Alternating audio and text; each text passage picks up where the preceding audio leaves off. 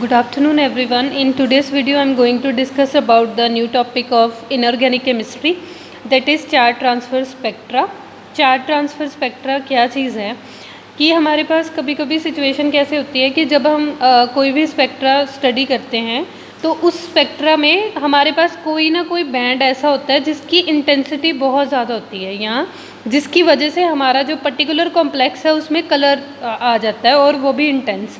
तो उस टाइम पे कई बार जैसे आप कई स्पेक्ट्राज आप पढ़ोगे या आपको कई बार न्यूमेरिकल्स भी पूछे जाते हैं। जैसे यहाँ पर लिखा हुआ वर्ड 16,000 ट्रांजिशन के बाद यहाँ पे वर्ड लिखा होता है चार्ज ट्रांसफ़र। क्लियर? इसका मतलब वहाँ पर जो आप ट्रांजिशन एक्सप्लेन करोगे, जैसे हमने ऑर्जल में किया था। ऑर्जल में हम क्या करते थे, 3T1G पहली ट्रांजिशन को पहले को असाइन कर दिया, लेकिन जब आपके पास ब्रैकेट में वर्ड आ जाता है चार्ज ट्रांसफ़र तब आप वहाँ पर ये मेंशन नहीं कर सकते कि यहाँ पर ट्रांजिशंस ऑर्जल के थ्रू 3T1G से लेके 3T2G तक होगी, उनका रीज़न अलग चलेगा। तो आज हम उसी टॉपिक पे बात करेंगे। The charge transfer spectra originate from redistribution of electron charge density with in a molecule. आपके पास क्या होगा, यहाँ पर आपके मॉलिक्यूल के अंदर इलेक्ट्रॉन चार्ज डेंसिटी क्या हो जाएगी, with in a molecule redistribute हो जाएगी। The absorption band is usually very strong. These spectra are also referred as redox spectra। तो इन स्पेक्ट्रास को हम रिडॉक्स स्पेक्ट्रा भी बोलते हैं क्योंकि रिडॉक्स स्पेक्ट्रा में क्या होता है कि एक जने ने इलेक्ट्रॉन ट्रांसफ़र किया, दूसरे ने एब्जॉर्ब किया, तो उस स्पेक्ट्रा को बेसिकली हम रिडॉक्स बोलते हैं। यहाँ कि एक की ऑक्सीडेशन हुई, दूसरे की रिडक्शन हुई, हम उसे रिडॉक्स बोलते हैं। The charge transfer within a complex basically connected with electron donating और accepting ability of both ligands और मेटल आयंस। तो यहाँ पर जो चार्ज ट्रांसफ़र हमारे पास कॉम्प्लेक्स बनेगा वो उसका रीज़न हम किसके बिहाफ पे एक्सप्लेन करेंगे कि मेटल की इलेक्ट्रॉन डोनेटिंग टेंडेंसी कितनी है, लिगेंड की इलेक्ट्रॉन डोनेटिंग टेंडेंसी कितनी है, या मेटल की इलेक्ट्रॉन एक्सेप्टिंग टेंडेंसी कितनी है, या लिगेंड की मेटल इलेक्ट्रॉन एक्सेप्टिंग टेंडेंसी कितनी है। यहाँ पर आप डी ट्रांजिशन को इन्वॉल्व नहीं करोगे, वो अलाउड है, लेकिन जब आपके पास स्पेक्ट्रा के बाद ब्रैकेट में चार्ज ट्रांसफ़र लिखा आता है तब आप डी ट्रांजिशंस का रोल कंसिडर नहीं कर सकते कि आप वहाँ पर ऑर्जल के बारे में नहीं बोलोगे कि यहाँ पर ट्रांजिशन 3T1G से 8T2G हो रही है, तो वहाँ पर आप ऐसे ट्रांजिशन को असाइन नहीं कर सकते। तो hence give rise to much more intense absorption when these absorption fall in visible region they often rich in colours. तो इनको आइडेंटिफाई करने का यही स्ट्रेटजी है कि ये करेक्टरिस्टिक कलर शो कर रहे होते हैं हमारे कॉम्प्लेक्स के अंदर, इंटेंस कलर इनकी वजह से है। यहाँ पर इलेक्ट्रॉनिक ट्रांजिशन अक्कर करने की जो हम लेपोर्ट और स्पिन अलाउड ट्रांजिशन ही कंसीडर करेंगे, जहाँ पर डेल्टा एल का वैल्यू +-1 के डिफर से होगा और स्पिन में कोई फ़र्क नहीं होगा। यहाँ पर आपके पास 3 तरह के चार्ज ट्रांसफ़र पॉसिबिलिटी है। आपने पिछली बार जब हमने MSc का पहले सेमेस्टर का सिलेबस किया था तब हमने लास्ट में MOT डिस्कस की थी। तब ऑक्टाहेड्रल कॉम्प्लेक्स की जब हमने MOT डिस्कस की थी तो हमने ये स्पेसिफिक ऑर्बिटल्स पढ़े थे, लेकिन आपने उन सब ऑर्बिटल्स की डिटेल डिस्कशन नहीं करनी। यहाँ पे हमें सिर्फ क्या क्या चाहिए, मेटल के क्या ऑर्बिटल्स हैं, लिगेंड के क्या ऑर्बिटल्स हैं, सो दैट कि हम ट्रांजिशन को जस्टिफाई कर सकें कि यहाँ पर इंटेंस कलर इस ट्रांजिशन की वजह से। क्लियर? तो सबसे पहले मेटल का जो ऑर्बिटल थे वो कैसे थे, T2G EG। T2G means DXY DYZ DZX। EG मतलब DX² - Y² DZ²। A1G मतलब S के ऑर्बिटल का सिमेट्री एलिमेंट था और P T1U के लिए। तो उसके बाद लिगेंड का कॉम्बिनेशन हमने किया था सिग्मा के लिए, A1G T1U EG, फिर हमने पाई के लिए भी किया था और फिर उसके बाद पाई स्टार के लिए था। तो उसी तरह से चार्ज ट्रांसफ़र में आप वो रीजनिंग कंसिडर करोगे। तो यहाँ पर अगर केस है, यानी कि आपके पास अगर लिगेंड आपका सिर्फ सिग्मा डोनर है, तो यहाँ पर मेटल और लिगेंड को कंसिडर कर रहे हैं। अगर आपका लिगेंड सिर्फ सिग्मा डोनर है, दैट मीन्स जैसे अमोनिया हो गया, सल्फेट हो गया, यहाँ पर एक और था हाइड्राइड भी, H- भी, तो ऐसे लिगेंड्स हुए। तो इसका मतलब जो अगर आपका पर्टिकुलर कॉम्प्लेक्स में कलर है बहुत ज़्यादा इंटेंस कलर है, तो अब आप कौन सी ट्रांजिशन यूज़ करोगे, वो ये वाली 2 ट्रांजिशंस होंगी। या तो आपका जो लिगेंड है सिग्मा डोनर है, that means metal will B acceptor automatically, क्योंकि रिडॉक्स स्पेक्ट्रा है, एक जना डोनेट करेगा दूसरा एक्सेप्ट करेगा। तो यहाँ पर सिग्मा से ट्रांजिशन कहाँ से होगी, sigma ligand group orbital combination से, या तो T2G में ट्रांजिशन हो सकती है या EG में हो सकती है। क्यों हो सकती है? क्योंकि T2G और EG में डी ऑर्बिटल में पहले से ही जो क्रिस्टल स्प्लिटिंग एनर्जी का फैक्टर कंसीडर करते हैं, डी ट्रांजिशंस हो रही हैं और एनर्जी गैप थोड़ा सा कम है रादर देन S और P में इलेक्ट्रॉन को निकालने। क्योंकि जब आप इलेक्ट्रॉन एक्साइट करते हो, जैसे अगर आपके पास ऑर्डर देखा हो आपने S P D F, clear, तो उसी हिसाब से आपका हायर एनर्जी जो सिस्टम है वो अगर यहाँ पे डी फर्दर दो में स्प्लिट हो गया तो एनर्जी गैप कम है, इलेक्ट्रॉन ईजिली ऊपर के लेवल में एक्साइट हो सकते हैं, तो उसी हिसाब से हमारे पास बैंड बन जाएंगे। तो यहाँ पर अगर लिगेंड सिग्मा डोनर हुआ तो आपके पास ट्रांजिशन यही पॉसिबल है, 2 ट्रांजिशंस की वजह से कलर हो सकता है। अगर आपके पास सेकेंड केस है कि अगर आपके पास ligand sigma pi donor ligand हुआ तो आपके पास नंबर ऑफ लिगेंड्स जो ट्रांजिशन के चांसेस बढ़ गए रीजनिंग में। तो यहाँ पर क्या आएगा, सिग्मा का कॉम्बिनेशन भी इंट्रोड्यूस हो गया, पाई का भी, वो क्या था T1G T1U T2G T2U, यहाँ पर मेटल के ऑर्बिटल्स वैसे ही आ गए। तो ट्रांजिशन कैसे होंगी, यहाँ तो T2G, यहाँ सिग्मा वाली EG से पाई की, T2G से पाई की EG से, और लिगेंड कैसे होंगे, फ्लोरीन, क्लोरीन, ब्रोमीन और ऑक्साइड।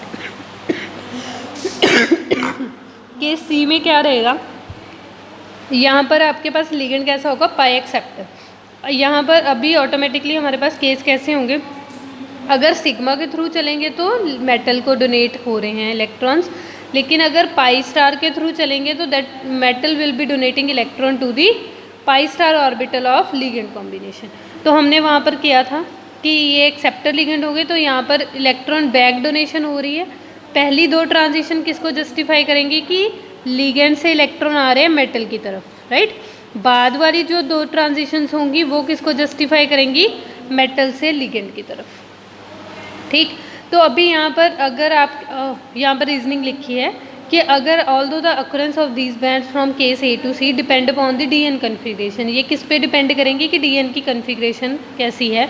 अगर आपका T2G ऑलरेडी फिल्ड हुआ, यानी कि T2G हमारा मैक्सिमम 6 इलेक्ट्रॉन क्या कर सकता है, एक्सेप्ट कर सकता है, अगर वो ऑलरेडी मेटल के अंदर 6 इलेक्ट्रॉन फिल हुए तो यहाँ पर इलेक्ट्रॉन एक्साइट, आपने सिग्मा से इलेक्ट्रॉन भेजा T2G की तरफ, अगर T2G पहले से फिल हुआ that will not accept the electron, तो EG में चले जाएंगे पर T2G में नहीं जाएंगे। तो इसका मतलब हमारी जो T2G वाले बैंड्स होंगे वो ऑटोमेटिकली क्या हो जाएंगे, एक्सक्लूड हो जाएंगे, does not occur at all, आप उसे एक्सक्लूड कर दोगे, क्लियर। इस 3 ट्रांजिशंस के बेसिस पर हमारे पास 4 ट्रांसफ़र स्पेक्ट्रा भी फर्दर 4 कैटेगरी के हो सकते हैं, ligand to metal charge transfer spectra, metal to ligand charge transfer spectra, metal to metal charge transfer spectra and the intra ligand charge transfer spectra. सबसे ज़्यादा इंपॉर्टेंट आपको एग्जाम में जब पूछा जाता है वो लिगेंड टू मेटल और मेटल टू लिगेंड पूछा जाता है, लेकिन कई बार ऐसा होता है कि एग्जामिनर आपको डायरेक्टली पूछता है कि चार्ज ट्रांसफर स्पेक्ट्रा पे नोट लिखो, तब आप चारों के चारों को थोड़ा थोड़ा कंसीडर करके एक्सप्लेन करोगे, डिपेंड करता है कि कितने मार्क्स का क्वेश्चन है, 8 का भी हो सकता है 12 का भी। अगर 12 का हुआ तो सारी डिटेल कंसीडर करना, अगर 8 मार्क्स का क्वेश्चन हुआ तो थोड़ा सा छोटा छोटा करके चारों पॉइंट्स ही एक्सप्लेन करने पड़ेंगे, क्लियर। तो अगर आपको एग्ज़ाम में आपने यहाँ तक सारा एक्सप्लेन करना है, उसके बाद एग्जामिनर ने आपको जिस पर्टिकुलर पॉइंट के बारे में पूछा आप उस पर फोकस करोगे, अगर किसी भी के बारे में भी नहीं पूछा तो आप चारों पर फोकस करोगे, किसी भी पॉइंट को लीव नहीं करोगे। If the migration of electron ligand to metal में क्या होगा, इलेक्ट्रॉन कहाँ से जाएंगे, ये हमारा मेटल है, ये हमारा लिगेंड है, लिगेंड से मेटल की तरफ जाएंगे, क्लियर। तो उसके बिहाफ पर हम कंडीशंस अभी सेट करेंगे। If the migration of electron takes place from ligand to metal then the charge transfer spectra is called LMCT to make electron transfer from ligand to metal more favourable.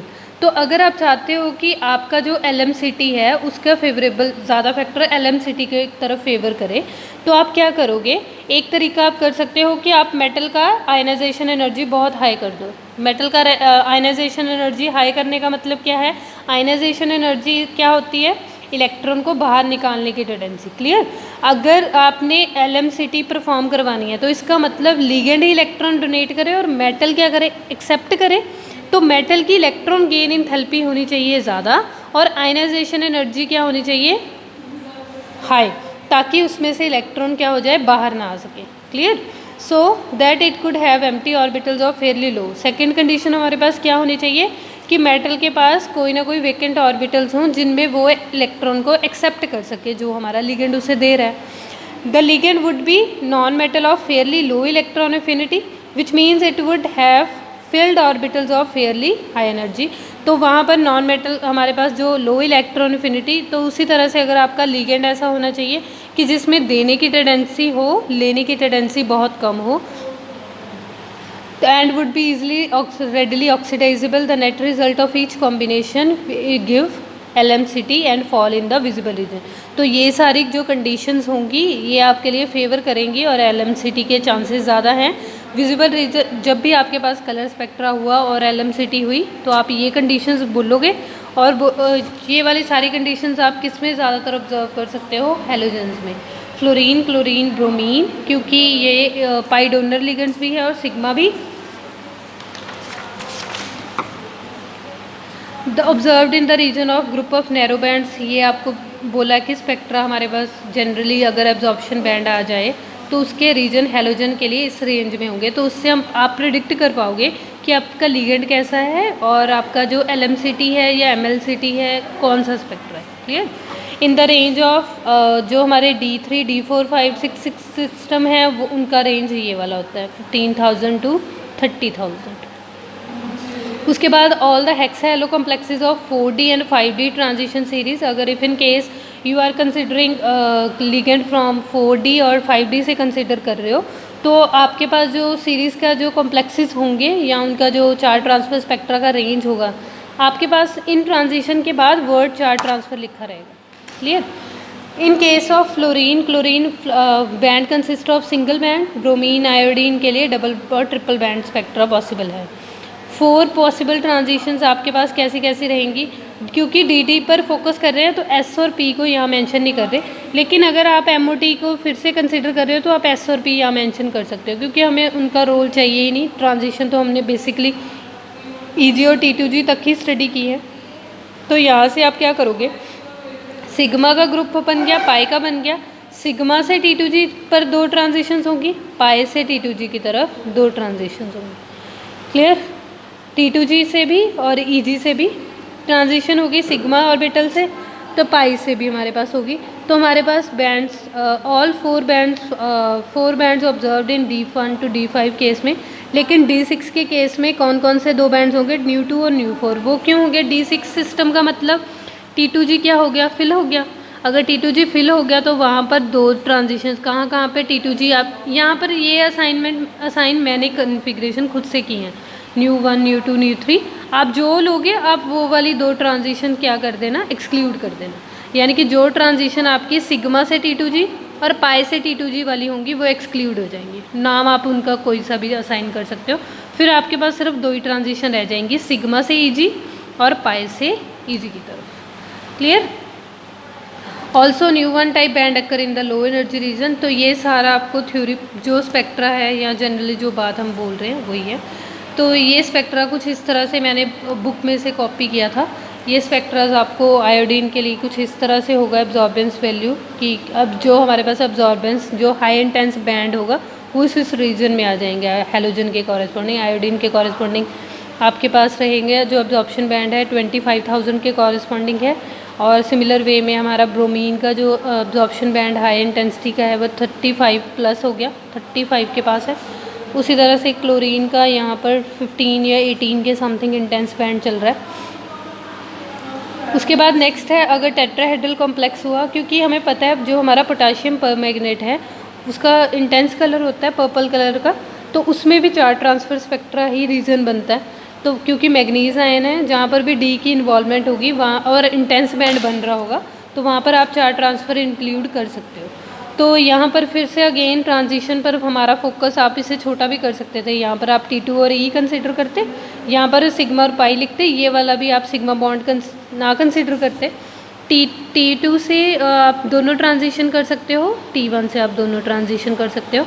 तो tetrahedral के case में G और U symmetry missing है, तो यहाँ पर T2 और T2 में मिक्सिंग की वजह से आप नहीं जज कर सकते कि ट्रांजिशन D और P दोनों में से किसके साथ हो रही है। तो यहाँ पर जो हमारे टेट्राहेड्रल कॉम्प्लेक्सेस हैं तो मैंने वही ट्रांजिशन चारों मेंशन की हैं, LT1 से E की तरफ, LT1 से T2 स्टार की तरफ, T2 से E की तरफ, T2 से T2 स्टार की तरफ। तो यहाँ से आपके पास जो Mn7 पॉजिटिव में ये चारों ट्रांजिशन ऑब्जर्व होती हैं। तो यहाँ पर आप हर ट्रांजिशन को, पहली ट्रांजिशन को पहला साइन कर दोगे, उसी हिसाब से जैसे हम ऑर्जल में करते थे। आपको 3 ट्रांजिशंस दी हुई हैं, पहली ट्रांजिशन पहले के, सेकंड के, उस तरह से आप लिख दोगे। Only the absorption band of 17700 falls in the visible region. तो हमारा जो पर मैग्नेट है वो किसकी वजह से कलर्ड है? इस ट्रांजिशन की वजह से, क्योंकि यही हमारी जो बैंड है विजिबल रीजन में फॉल कर रहा है। तो ये ट्रांजिशन किसके कॉरस्पॉन्ड है? T1 से E की तरफ, यानी कि ये वाली T1 से E की तरफ आपकी जो पहली ट्रांजिशन है उसी की वजह से हमारा जो डीप ब्लू कलर होता है हमारे पर मैग्नेट आयन का। उसी तरह से जैसे और एग्जांपल्स कंसीडर किए हैं, क्रोमेट हमारा ऑरेंज कलर का है, उसी ये सिमिलर वे में आप एक्सप्लेन कर सकते हो इसी ट्रांजिशन की वजह से। मर्क्यूरिक आयोडाइड रेड कलर का, बिस्मथ आयोडाइड यहाँ पर भी आपके ये वाले कंसिडर हैं। तो आप ये सारे LMCT के थ्रू एक्सप्लेन कर सकते हो। नेक्स्ट आपके पास जो चार्ज ट्रांसफ़र स्पेक्ट्रा है, that is metal to ligand charge transfer spectra. फिर से आप वही कंडीशंस एक्सप्लेन करोगे कि MLCT के लिए कौन सी फेवरेबल है। तो अब की बार मेटल इलेक्ट्रॉन लिगेंड को डोनेट करेगी। तो सबसे पहले हम फैक्टर बोलेंगे कि लिगेंड के पास इलेक्ट्रॉन एक्सेप्टिंग टेंडेंसी होनी चाहिए। वो कैसे होगा? उसके पास एम्प्टी पाई स्टार ऑर्बिटल होना चाहिए, सो दैट वो इलेक्ट्रॉन एक्सेप्ट कर सके। इस बार मेटल के पास फील्ड ऑर्बिटल होने चाहिए कि वो इलेक्ट्रॉन डेंसिटी ज़्यादा हो, तभी वो वहाँ पर डोनेट कर पाएगी। तो वही फैक्टर्स हम यहाँ पर डिस्कस कर रहे हैं। Metal should be in low oxidation state. Low oxidation state का मतलब, अभी देखो मेटल 2 पॉजिटिव में है, मेटल 3 पॉजिटिव में है, तो इलेक्ट्रॉन, नंबर ऑफ इलेक्ट्रॉन किसके पास ज़्यादा है? इसके पास ज़्यादा है, इसके पास कम है। इसमें से 3 इलेक्ट्रॉन बाहर गए हुए हैं, इसमें से 2 गए हैं। तो इसका मतलब अगर जितने इलेक्ट्रॉन बाहर होंगे, इसका मतलब MLCT के लिए उतना चांसेस कम हो जाएगा। इलेक्ट्रॉन डेंसिटी इसके पास जितनी ज़्यादा रहेगी उतना ज़्यादा ये लिगेंड को डोनेट कर पाएगा। Metal D orbital should be filled, उसके पास ज़्यादा से ज़्यादा इलेक्ट्रॉन डेंसिटी, तो प्रेफरेबल है कि अगर T2G फिल रहे। Metal D orbitals are of relatively high in energy.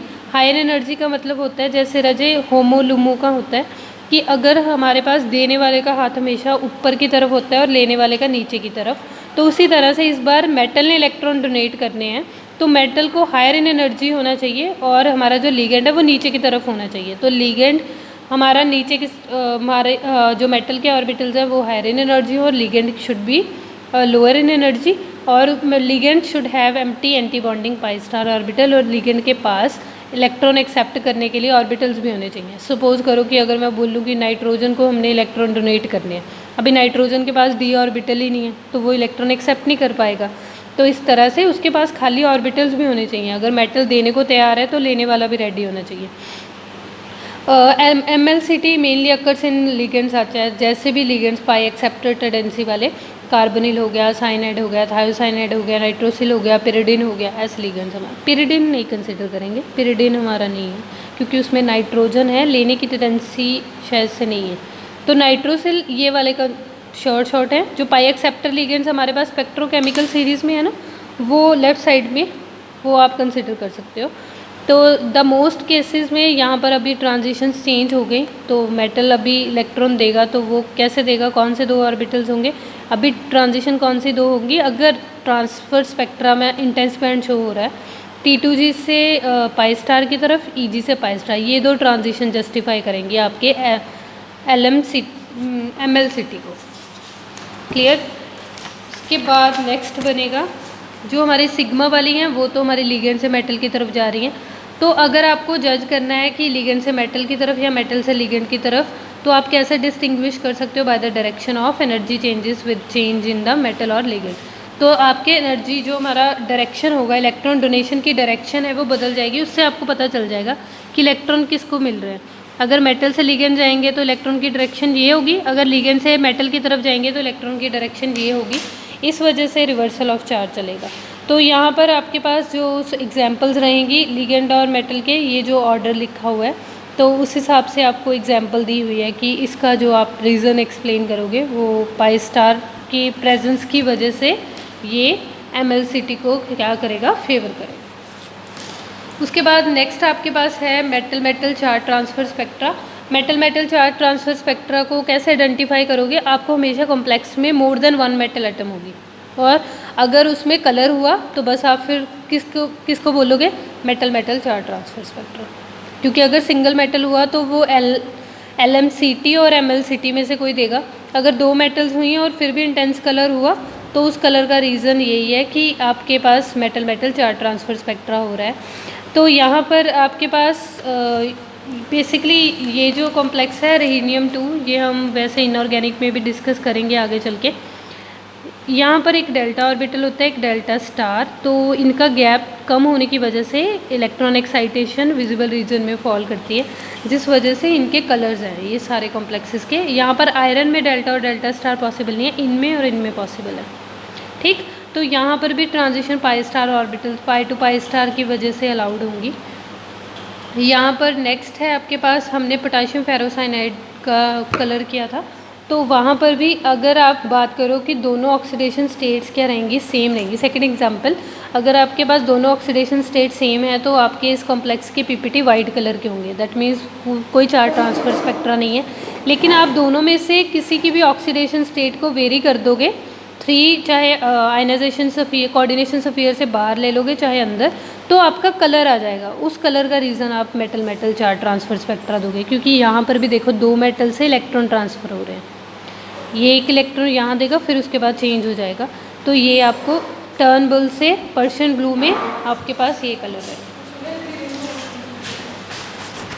Next, यहाँ पर रुदीनियम के केस में भी हमने जब outer sphere mechanism inner sphere mechanism किया था, तो उसमें भी यहाँ पर जो इलेक्ट्रॉन ट्रांसफ़र हो रहा था रुदीनियम से रुदीनियम की तरफ वाया दिस लिगेंड हो रहा था पायराजीन, तो इसके थ्रू आपने जब ट्रांसफ़र किया था तब ये भी मेटल मेटल चार्ज ट्रांसफ़र ही था। Interligand charge transfer spectra for complexes with ligand have their own pi system. जैसे एरोमेटिक सिस्टम्स हो गए, उनके पास उनका पाई सिस्टम क्लाउड हो सकता है। ये जो आपके पास इंट्रालिगेंड चार्ज ट्रांसफ़र स्पेक्ट्रा है, ये बेसिकली तब लगते हैं जब आप शायद टर्म सुनी हो क्रोमोफोर की। UV स्पेक्ट्रा जब हम स्टडी करते हैं तो वहाँ पर टर्म होती है कि उनको विजिबल रीजन में फॉल करवाने के लिए हमने कोई ना लिगेंड अटैच कर देते हैं। जैसे इनमें से कोई नाइट्रेट ग्रुप हो गया, नाइट्रो ग्रुप हो गया, थायोसाइनाइड हो गया। उसकी वजह से क्या होता है, जो हमारा UV का स्पेक्ट्रा होता है वो विजिबल रीजन में आ जाता है और इंटेंस बैंड हो जाता है। तो ये हमारा रोल कौन प्ले करता है, क्रोमोफोर। क्रोमोफोर का काम होता है कि हमारी जो लैम्डा वैल्यूज़ है उसको रिड्यूस करना और उसे विजिबल रीजन में लेके आना। तो वहाँ पर जब आपको रीज़न देना हो तो आप क्या बोलोगे, वहाँ पर कौन सा चार्ज ट्रांसफ़र स्पेक्ट्रा लग रहा है, इंट्रा लिगेंड। क्योंकि सिर्फ एक दूसरे लिगेंड इंट्रोड्यूस होने की वजह से, जैसे अभी हमारे पास सपोज़ करो ओरिजिनल सिस्टम बेंजीन का था, तो वो तो UV स्पेक्ट्रा शो कर रहा था। अभी आपने जैसे ही यहाँ पर नाइट्रेट इंट्रोड्यूस कर दिया तो सपोज़ किया कि वहाँ पर कलर चेंज हो गया, तो वहाँ पर जब आप रीजनिंग दोगे तो वो रीजनिंग क्या आएगी, इंट्रालिगेंड चार्ज ट्रांसफ़र स्पेक्ट्रा। इसे क्रोमोफोर की इंट्रोडक्शन बोलते हैं, इन्हें क्रोमोफोर्स बोलते हैं। तो ये सारे थे आपके पास चार्ज ट्रांसफ़र स्पेक्ट्रा। हम इसे अगेन रिकॉल कर सकते हैं। आपके पास MLCT और LMCT तब लगेगा जब आपके पास एक ही मेटल हो और आपके पास लिगेंड्स कैसे हों, पाई डोनर पाई एक्सेप्टर और उसके टाइप्स के, तब आपके पास ये दोनों लगेंगे। उसके अलावा मेटल मेटल आप इजीली जस्टिफाई कर लोगे। जब आपके पास दो मेटल्स होंगी तो आप रीज़न दोगे कि मेटल मेटल लिगेंड वो चार्ज ट्रांसफ़र स्पेक्ट्रा है। इंट्रा लिगेंड आपके पास जब क्रोमोफोर की टाइप इंट्रोड्यूस होगी तब आप बोलोगे कि ये charge transfer spectra intra ligand की वजह से। That's all about this video. Thank you so much.